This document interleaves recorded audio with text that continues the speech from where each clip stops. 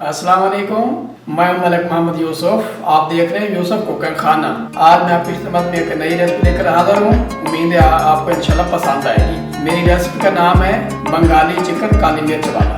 ये एक नई रेसिपी है, तो इंशाल्लाह आपको पसंद आएगी। आप बनाएं खाएं, बहुत ही मज़े की रेसिपी है इंशाल्लाह। तो चलो हम अपनी रेसिपी की शुरुआत करते हैं।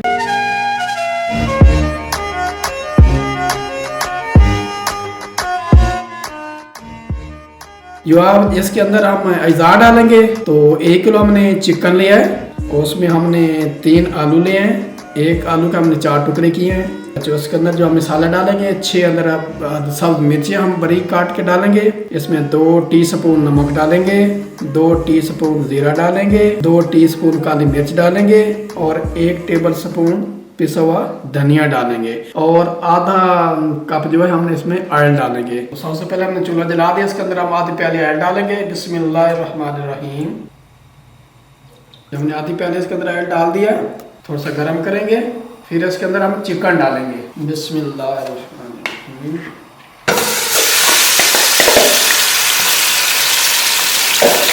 अच्छी तरह भूनेंगे।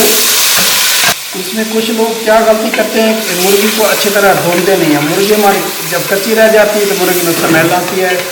सबसे बेस्ट तरीका इसका यही है कि इसको अच्छी तरह भुनाई करें। इसकी जितनी मज़ेदार भुनी होगी उतनी ज़्यादा हमारी ये रेसिपी बनेगी इंशाअल्लाह।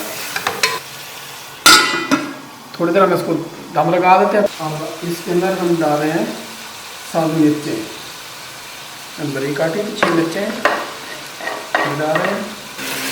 बुनाई करेंगे। इसके साथ इसमें हम डाल देंगे अपने बाकी के मसाले जो हैं, नमक, जीरा, काली मिर्च, पिसा हुआ धनिया।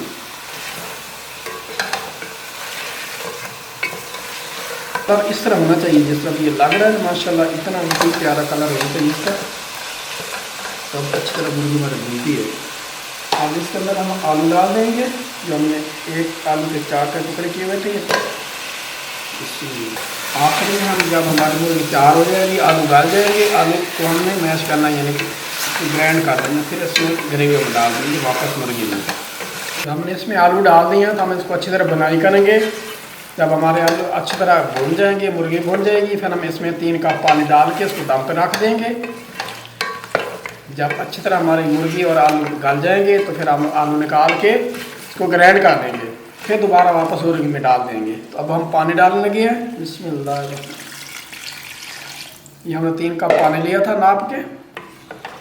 अब हम इसको दम पे रख देंगे जब तक हमारे आलू अच्छी तरह गल जाएंगे, तो फिर हम इनको ग्राइंड करेंगे। तो 10 मिनट का हम दम देते हैं इसको। ये चिकन तैयार हो गया, गल गया आलू शालू भी।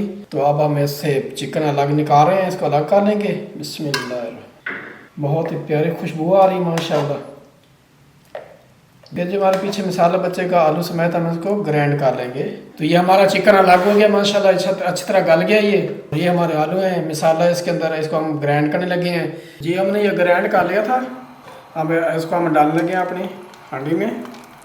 इसके अंदर हम आप चिकन डाल देंगे। तो माशाल्लाह हमारी ये बंगाली मुर्गी तैयार हो जाएगी। इसमें थोड़ा सा हम पानी डालेंगे, हमारा पानी कम, इसी जग को हम निकाल कर डाल देंगे बीच में। ये हमारा ये बंगाली चिकन तैयार हो गया है। तो अब हम इसको डिश आउट करने लगे हैं, दिखाते हैं आपको। बिस्मिल्लाहिर्रहमानिर्रहीम। ये बिल्कुल भी एक मुख्तलिफ रेसिपी है। आप इसको चावल के साथ भी खा सकते हैं, रोटी के साथ भी खा सकते हैं, नान के साथ भी खा सकते हैं। तो इंशाल्लाह उम्मीद करता हूँ कि मेरी रेसिपी आपको ये पसंद आई होगी। अगर पसंद आई हो तो आप मेरी रेसिपी को शेयर करना, लाइक करना, सब्सक्राइब करना ना भूलना।